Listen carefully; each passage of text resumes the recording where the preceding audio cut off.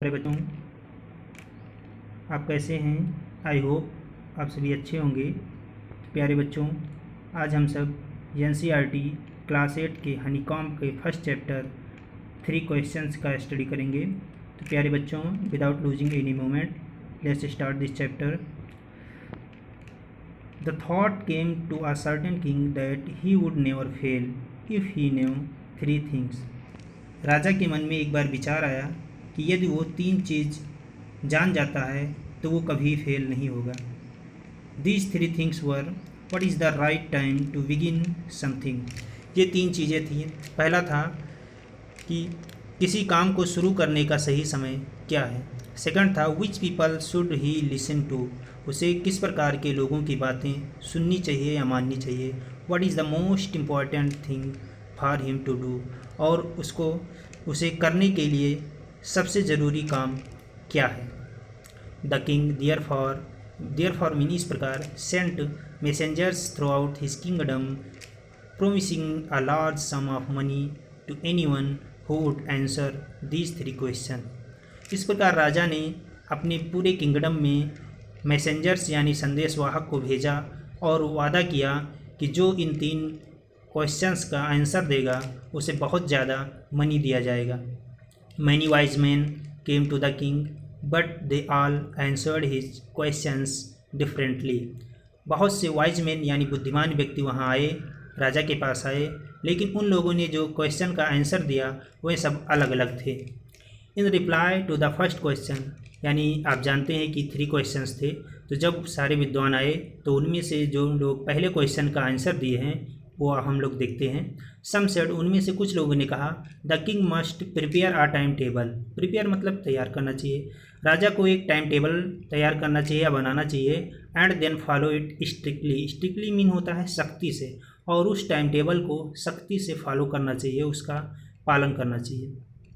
Only in this way they said could he do everything at its proper time, और सिर्फ इसी प्रकार से वो सही समय पर सही काम कर सकते हैं।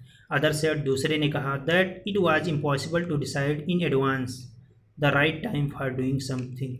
दूसरे ने कहा कि यह निर्णय करना, पहले से ही निर्णय करना बहुत ही असंभव है कि सही समय पर काम सही कैसे किया जाए।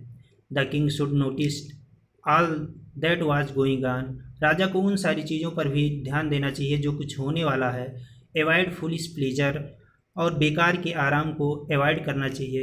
And always do what ever seemed necessary at that time, और हमेशा वही चीज़ करनी चाहिए कि जो उस वक्त उन्हें ज़रूरी लगे, आवश्यक लगे या ज़रूरी लगे।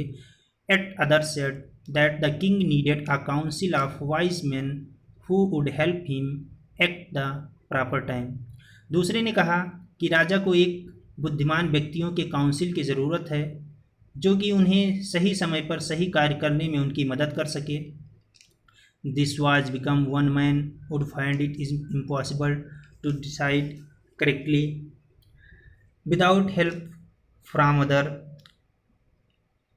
ऐसा इसलिए था क्योंकि एक व्यक्ति को सही ढंग से निर्णय लेना असंभव होगा कुछ करने से पहले।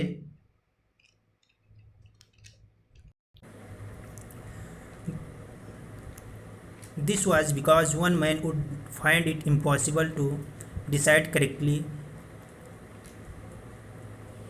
एक व्यक्ति को डिसाइड करना कि एक ही समय में ये काम कैसे हो सकता है असंभव है। विदाउट हेल्प ऑफ अदर, यानी बिना दूसरे के मदद के एक व्यक्ति को ये फाइंड करना कि सही समय पर सही काम करना इम्पॉसिबल है। The right time for every action. But then other said, लेकिन फिर दूसरे ने कहा that there were some things which could be urgent. तभी दूसरे ने कहा कि कुछ ऐसी भी चीज़ें होती हैं कि जो बहुत ही अर्जेंट होती हैं, ज़रूरी होती हैं। These things could not wait for the decision. Decision में निर्णय होता है ऑफ द काउंसिल, और ऐसी ज़रूरी चीज़ें काउंसिल के निर्णय का इंतज़ार नहीं करती हैं।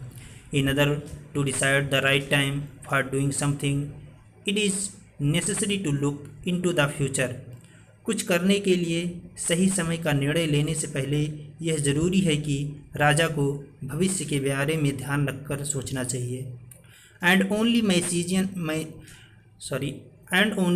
मैजिशियंस कुड डू डैट, और ऐसा सिर्फ मैजिशियन मीन होता है जादूगर, और ऐसा सिर्फ जादूगर ही कर सकते हैं।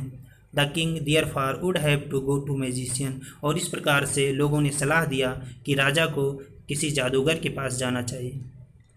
इन their answer to the second question, अब अभी तक आपने फर्स्ट क्वेश्चन के आंसर जो कि वाइज मैन लोगों ने दिया था उसको आपने सुना। अब सेकंड क्वेश्चन का आंसर लोग क्या देते हैं उसको हम देखते हैं। Some said that the people must necessary to the king his counsellor, कुछ लोगों ने कहा कि लोगों की ज़रूरी है कि राजा के पास एक काउंसलर होने चाहिए। कुछ लोगों ने कहा अदर सेड द प्रीस्ट, राजा को प्रीस्ट की बात माननी चाहिए। कुछ लोगों ने कहा कि उनके पास जो काउंसलर हैं उनकी बात माननी चाहिए।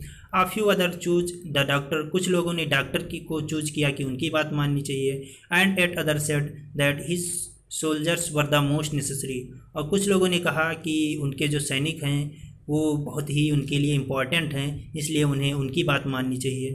टू द थर्ड क्वेश्चन, ये तो सेकंड क्वेश्चन का लोगों ने आंसर दिया। अब देखते हैं कि थर्ड क्वेश्चन का आंसर क्या लोगों ने दिया।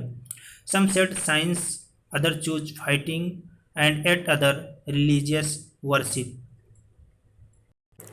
जैसा कि आप जानते थे थर्ड क्वेश्चन था कि राजा को करने के लिए सबसे ज़रूरी काम क्या है, तो कुछ लोगों ने सजेस्ट किया कि उनके लिए सबसे ज़रूरी काम है science.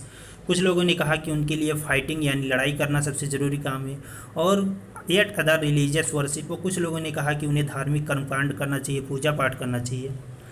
As the answer to his question were so different, लेकिन जितने भी लोगों के आंसर थे वो सब एक डिफरेंट थे, एक दूसरे से अलग थे। The king was not satisfied, satisfied mean हुआ संतुष्ट हुआ, एंड गेव नो रिवार्ड, राजा उनका आंसर सुनकर संतुष्ट नहीं हुआ, सेटिस्फाई नहीं हुआ, और उन लोगों को कोई भी रिवार्ड यानी इनाम नहीं दिया। Instead he decided to seek the advice of a certain hermit, इसके स्थान पे उसने फैसला किया कि वो एक ऐसे हर्मिट, हर्मिट मीन्स साधु, ऐसे साधु को ढूंढेगा कि जो जिनसे वो सलाह लेगा। Who was widely known for his wisdom, widely मतलब होता है दूर दूर तक, जो कि अपने ज्ञान के लिए, विजडम मीन होता है ज्ञान, जो कि अपने ज्ञान के लिए दूर दूर तक जाना जाता हो। यानी राजा ने अंत में फैसला किया कि वो एक ऐसे हर्मिट की खोज करेगा और उनसे सलाह लेगा जो कि अपने ज्ञान के लिए दूर दूर तक जाने जाते हैं। The hermit lived in a would, would mean होता है जंगल, और जो हर्मिट थे यानी साधु थे वो एक जंगल में रहते थे। विच ही नेवर लेफ्ट, जहाँ से वो कभी बाहर नहीं आते थे, यानी उस झोपड़ी को नहीं छोड़ते थे। He saw no one but simple people, यानी ही मीन साधु, जो साधु थे वो किसी से नहीं देखते थे बट सिर्फ सिंपल लोगों से ही मिलते थे। And so the king put an ordinary cloth, इसलिए राजा ने एक साधारण कपड़े पहने। Before he reach the hermit's hut the king left his horse with his bodyguard, यानी हर्मिट के झोपड़ी पर पहुंचने से पहले राजा ने अपने घोड़े को भी वहीं छोड़ दिया और अपने बॉडीगार्ड को भी छोड़ दिया। एंड वेंट ऑन एलोन, और उस कुटी में अकेला ही गया। As the king came near the hermit's hut, जैसे ही राजा उस साधु के कुटी के पास ही पहुँचे थे। ही सा the hermit digging the ground in front of his, उन्होंने देखा कि राजा जो है वो अपने इन फ्रंट ऑफ हिज हट, यानी राजा अपने झोपड़ी के सामने ही एक गड्ढा खोद रहे हैं। He greeted the king and continued digging, साधु ने राजा को देखकर उनका वेलकम किया, अभिवादन किया और फिर खोदना शुरू कर दिया। The hermit was old and weak, जो साधु था वो बहुत ही बूढ़ा और कमज़ोर था। एंड एज ही वर्कड ही ब्रीथड हीवली, हीवली मतलब होता है ज़ोर से, ब्रीथड मतलब सांस लेना होता है, और जब वो काम करता था तो बहुत ज़ोर ज़ोर से सांस लेता था, यानी हाँफ रहा था।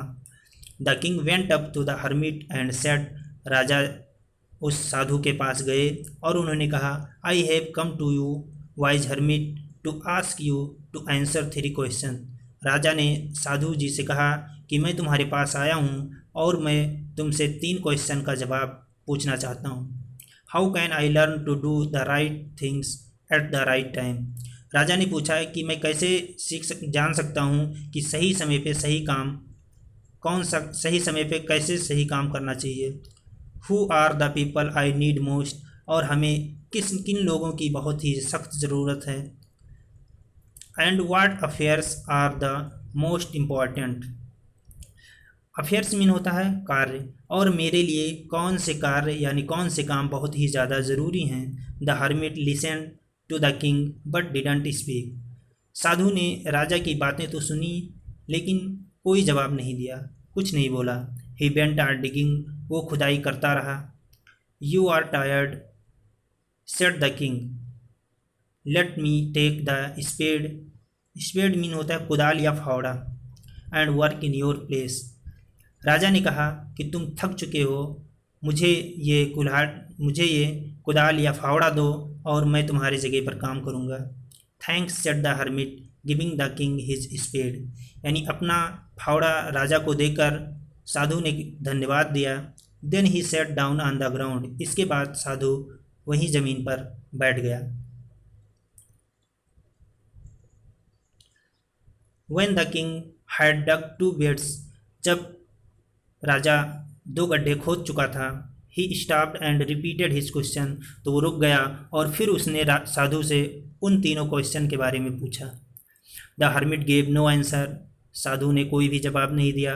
But stood up stretching out his hand, stretch मतलब होता हाथ फैलाना, out his hand for the spade, और उसने उस कुदाल को मांगने के लिए अपने हैंड को फैलाया और सिर्फ खड़ा रहा।